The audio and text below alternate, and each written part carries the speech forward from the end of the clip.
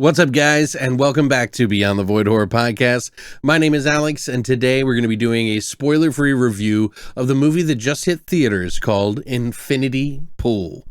It's a new Brandon Cronenberg film, and we're going to dive right in.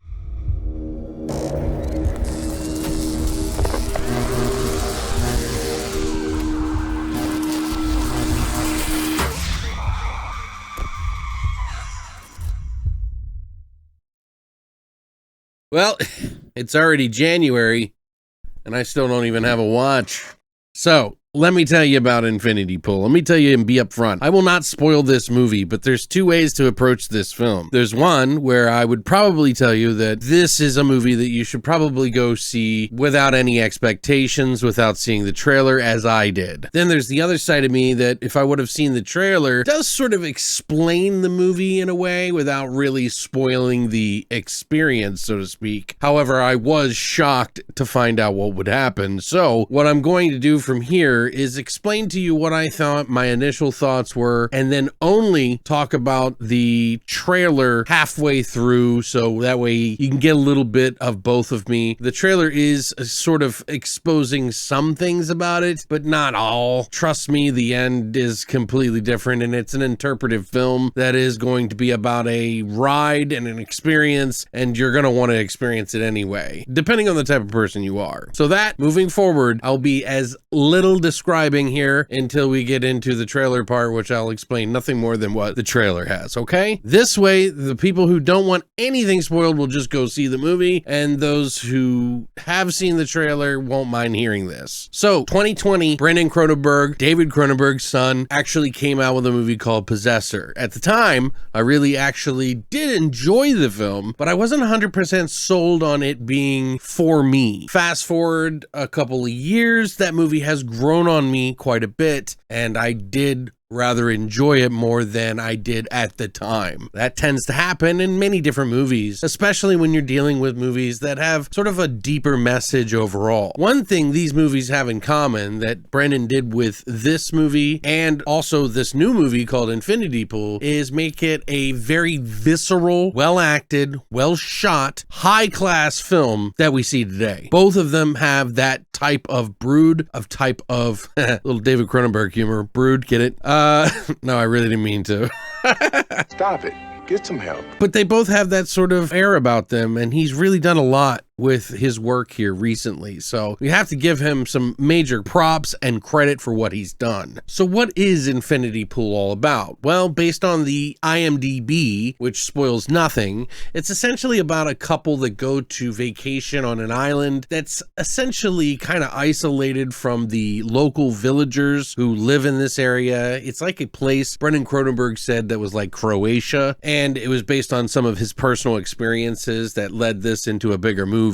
It's an all-inclusive resort vacation beach where this writer, played by Skarsgård, is trying to get some of that juice back to write a new book because his first one didn't really do too well. So he and his wife go there, and they end up meeting another couple who happens to be fans of his book. Lo and behold, they become friends, fast friends, and decide to go on a trip that something really bad happens, and then you get to kind of see the underbelly of this entire resort and why it's so isolated because of the strict laws and everything that is going on in this country around it. That's the short, non-spoiler, sort of lead-in kind of about this movie. But obviously this movie is a Brandon Cronenberg film, and it's gonna get really dark, and it's gonna be really hard sci-fi, and it's gonna be really fucking bloody and gruesome. This is a visually astonishing marvel. It looks beautiful. The performances by Alexander Skarsgård and Mia Goth, as well as Skarsgård's wife in the film, played by Cleopatra Coleman. Everyone is kind of firing on all cylinders here, to be honest with you. And the surrealism and the visual imagery and everything only gets more and more and more as the film goes on. Now, I'm going to tell you up front, this was not a movie when I finished it that I was like bubbling to talk about. It is one of those movies that is kind of something you need to let percolate. It is a very slow, thrilling, and visceral ride. It is not for the faint of heart when it comes to some of these violent and sexual images, obviously. I wouldn't take a kid to see this, in other words, but it is a movie that is going to make you reflect like a pool, infinity style. Now, I did look up the word infinity pool because I kind of wanted to get an idea why they use the titles. I always think about that. If you're not sure what an infinity pool is, it's one of those pools that has the water drip over the edge and it looks like it's just going on forever. And it is a fake wall that drops down and the water goes off the edge into a reservoir that puts it back into the pool. And I guess they're kind of pointing that out with this resort being in the middle of this country where everything is completely different on the outside. Now, I really am struggling with a score on this one, and it is going to be very difficult for me to really score. I really don't even know that I should. This is a very particular type of film that is probably more of one that you might experience, but does have somewhat of a metaphor lurking within its roots and somewhere within its pages that were written for this pretty damn good movie. It is something that isn't going to be for everybody. That is for damn sure. If you're not into slow films, I would look elsewhere possibly. It isn't exactly slow, but it does take a long while to sort of wind itself up and really set loose on the screen. There are some things, the people they meet and the different situations that they get involved that express a sort of trying to shed your skin to become someone that you want to be, and then finding out maybe that person isn't exactly who you want to be kind of vibe. It's definitely doing something I have not seen. However, when I look at these movies, I do have the obvious comparison to look at David Cronenberg and some of the films that he did. I mean, this is his spawn, this is his child, so it's only natural to think, oh, well, maybe he picked up some of this sort of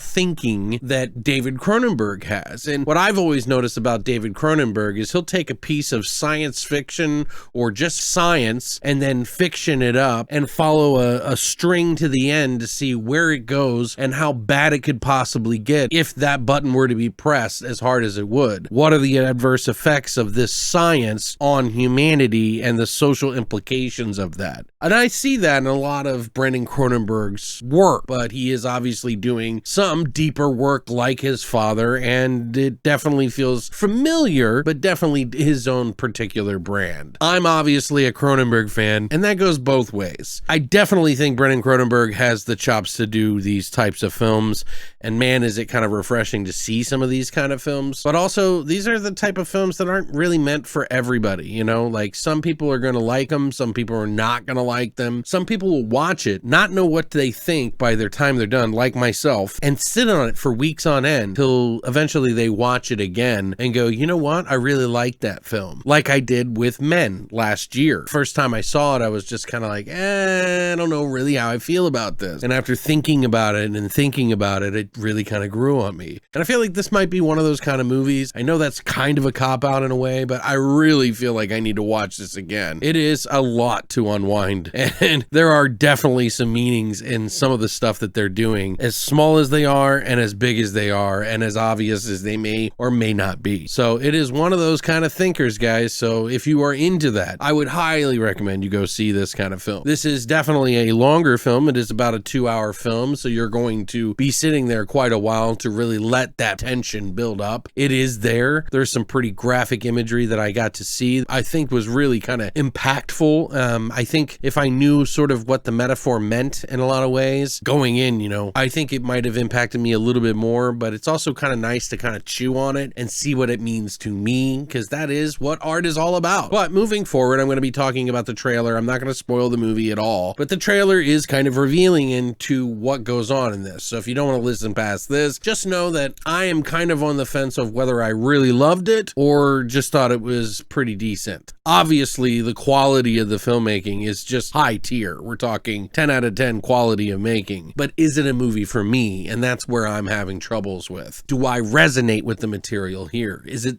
something that I subjectively put myself through that I like or dislike? So in the trailer, they talk about this couple going to this destination. His book's failing. He meets a person who liked his book, and this couple take him out on an adventure. When they head back, they hit somebody with their car car. And in this country, when they're outside of the gates of the resort, they have a law where they have to execute you. But they have a clause for those who are out-of-towners and vacationers like themselves, who, if for a pretty penny, they can pay their way out of it by cloning a double of themselves and executing that. Only they have to be a part of that as well, which I gotta say, holy shit, yikes. Like, having to see that has got to have further implications down the road therapeutically. I don't know how I feel about that. Get some help. But that's where the metaphor lies, and it gets further and deeper into this sort of story. There are a lot of little Easter eggs and things that sort of pad out this sort of metaphor by the end, and it kind of ends on an interesting note. I'm really having trouble scoring this one. I'm like at a 7.5, maybe an 8 for me, but this is a very particular type of film. When I say that, it's not to put it down. It's just some movies are for me and my particular interest, and some aren't. And, you know, what this movie is trying to achieve is not going to be the same thing that a horror comedy is trying to achieve. This is a separate movie doing separate things than other movies that I might score higher or lower. It doesn't mean that this is a bad movie. It just means where my interests are peaked. Was it something that made me bubble about when I'm done seeing the movie? Do I need to see more, etc.? I think it's a good film. I think you're definitely going to get high tier quality filmmaking in this movie, but if you're not into the metaphors and you're not into a slow burn, there is violence and sort of sex and all this other stuff that are in the film. So, you know, wait it out. Maybe you'll like it, but if that's not your cup of tea with the metaphors and the sort of slow burn, it might not be for you. But that said, that's my thoughts on the whole matter. I wish I could do a deeper dive on this, and maybe we'll do it on the podcast eventually again to really dig deep into my thoughts on this. But a lot of people are enjoying it. A lot of people are definitely chewing on the fat of it right now to think about what the fuck just happened, because it is pretty intense. But I would love to know what your thoughts are. Have you seen the trailer? Did you not see the trailer? Let me know what you think in the comment section down below. As it stands right now, Infinity Pool is definitely a quality film, but I think I would have to tip my hat a little bit more to Possessor. But some of the imagery and things that are in this movie is something I've never seen, even rationalized with in my brain. So there is something about this film that is definitely worth